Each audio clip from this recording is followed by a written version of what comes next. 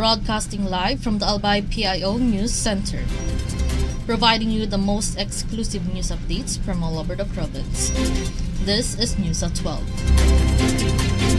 In the local scene, Regional Development Council Chair at Albay Governor Noel Rosal is urging national agencies to prioritize major infrastructure projects that will boost connectivity and economic growth in Bicol. He raised the appeal during the Regional National Investment Programming Dialogue held at the PICC in Pasay City. Rosal highlighted the need to upgrade key seaports in Matnog, Tabaco, and Masbate. He also asked for updates on relocating transmission lines near the Bicol International Airport runway to ensure safe aircraft operations. The governor pushed for the redevelopment of the Legazpi City Old Airport into a new economic hub. He reaffirmed support for the PNR South Long Haul project, noting its impact on mobility and trade. Rosal called for feasibility studies on major linkages, including the Catanduanes-Camarines Sur Friendship Bridge and the Sorsogon-Samar-Leyte Bridge. He stressed the need for a more stable power supply to sustain investments, industry growth, and tourism. Officials said the dialogue aimed to refine criteria for project inclusion and identify which proposals require feasibility study support.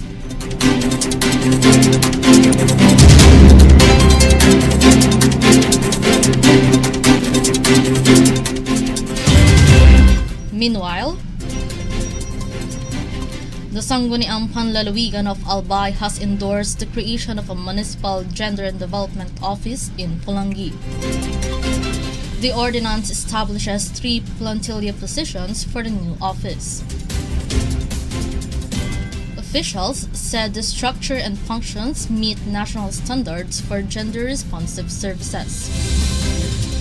The measure also centralizes gender and development funds for better planning and resource use. The review was led by the committees chaired by board members Sheena Marie Onoruga de la Cruz and Wilfredo Maronilla. The committees recommended declaring the ordinance valid and operative.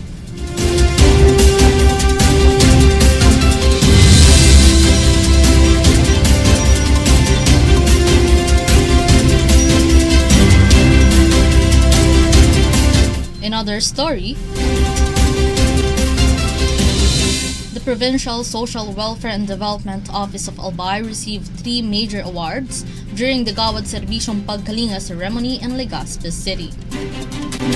The province was honored with the Gawad Serbisyong Masigasig and Gawad Serbisyong Matapat for its 2022 to 2023 performance. Albay also earned the Level 3 Gawad Serbisyong Mapagkalinga, placing 3rd with its highest score to date. The Social Welfare Office said the recognition inspires its continued commitment to dedicated public service. The awards follow documented improvements in the province's service delivery capacity.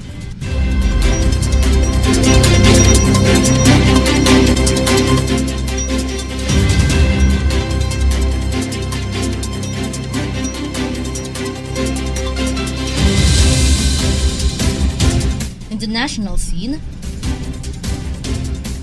the Alliance of Concerned Teachers says next year's higher education budget is welcome but still not enough to fix the country's struggling school system.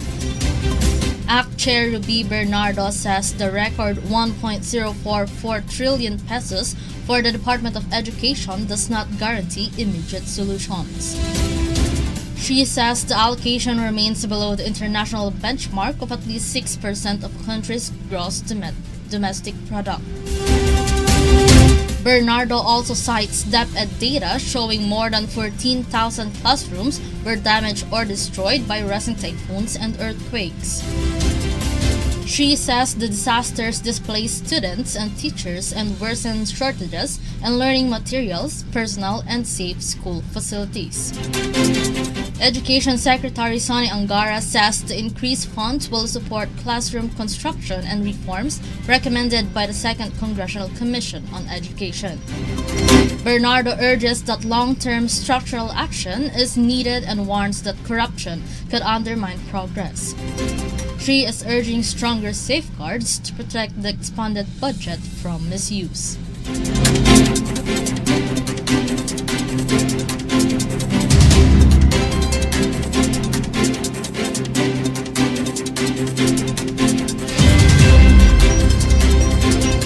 In other news, the Philippine National Police recorded 6,883 cases of violence against women and children from August 26 to November 2025 as the country marks the 18th day campaign to end violence against women. Data from the Women and Children Protection Center shows 2,144 cases under the Anti-Violence Against Women and Their Children Act and 1,658 under the law protecting children from abuse and exploitation. Police report that 96% of all cases have been cleared and 58% solved, with 269 still under investigation. PNP Acting Chief Lieutenant General Jose Melencio Nartates Jr. said the campaign reinforces the force's commitment to prevention, survivor support, and accountability. The WCPC continues to provide trauma-informed assistance and work with local governments to strengthen reporting systems. PNP Public Information Office Chief Brigadier General Randolph Taniano urged public involvement, noting that protecting women and children requires collective action. The PNP is expanding preventive efforts through gender sensitivity training, community policing, and advocacy programs. The 18-day campaign runs from November 25 to December 12 under the Philippine Commission on Women.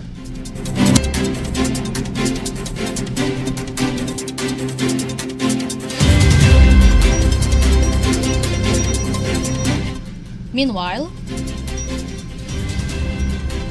Malacanang on Wednesday called for a thorough investigation into reports of a money-making scheme within the Bureau of Internal Revenue involving the misuse of letters of authority issued for tax audits. The call followed allegations that some revenue officers and regional directors diverted a large portion of collections generated through these audit documents. Government projections place expected revenue from the letters of authority at between 6 million peso and 8 billion peso, but actual collections reportedly totaled only 2 billion peso to 3 billion peso. Up to 70% of these funds were allegedly withheld from government coffers. The palace said the issue requires immediate scrutiny and noted that there is no available information linking the matter to the recent removal of former BIR Commissioner Romeo Lumagi Jr.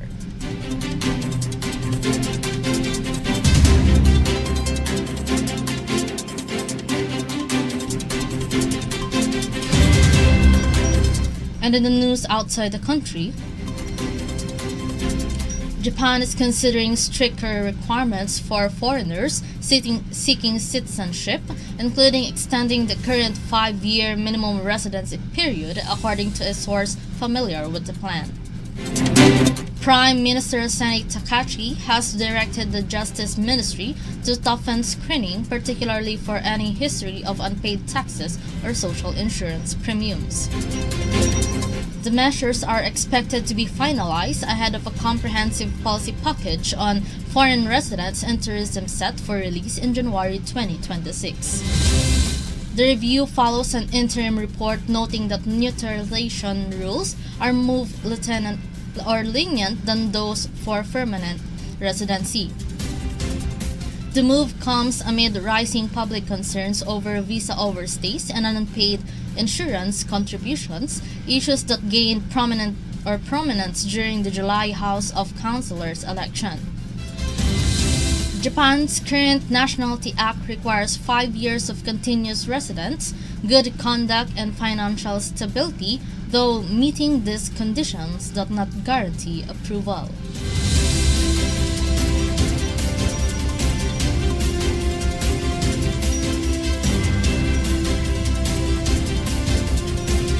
In other news,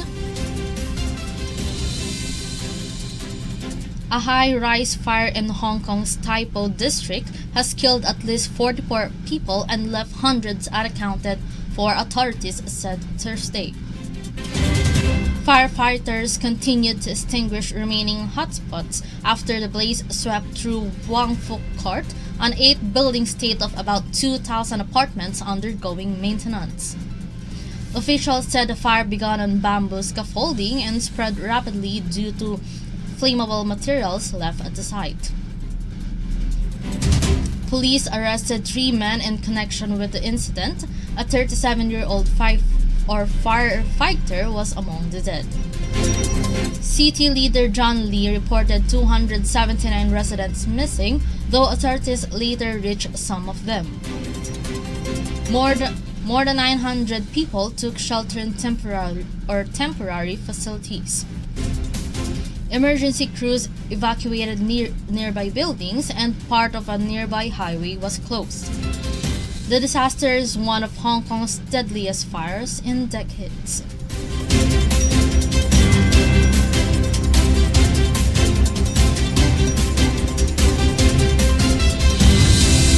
And finally, for the news outside the country, the Department of Foreign Affairs said Thursday that it has not received any confirmed reports of Filipinos killed or injured in the Level 5 fire that swept through a residential complex in Tai Po, New Territories in Hong Kong. In a statement, the DFA said unified information or unverified information indicates some Filipino domestic workers may be trapped in the affected buildings. The Philippine Consulative General in Hong Kong is coordinating with local authorities and is ready to assist any Filipino nationals impacted by the incident. At least 44 people were reported dead after the massive blaze ripped through several high-rise blocks on Wednesday, with hundreds still unaccounted for. The fire, which erupted in an 8-building complex with about 2,000 apartment units, is considered Hong Kong's worst in decades. The Hong Kong Fire Service Department continues to work fully contain the fire and assess the extent of the damage.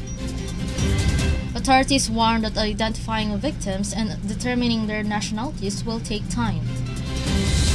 Hong Kong police have arrested 3 men on suspicion of manslaughter, though no details have been released on the alleged offenses. That's all for the news at 12, November 28, 2025. We'll be back next week for more news updates. Thanks to our news writers, LJ Lorejo and Naomi Ruth Hernandez. And on the technical side, we have Richard Bobbies. Our Provincial Information OIC, Marty Gonzalez. Under the supervision of our Governor, Noel E. Rosal. I am Lea Guazon. Albayanos, 27 days to go before Christmas. Thank you for subscribing.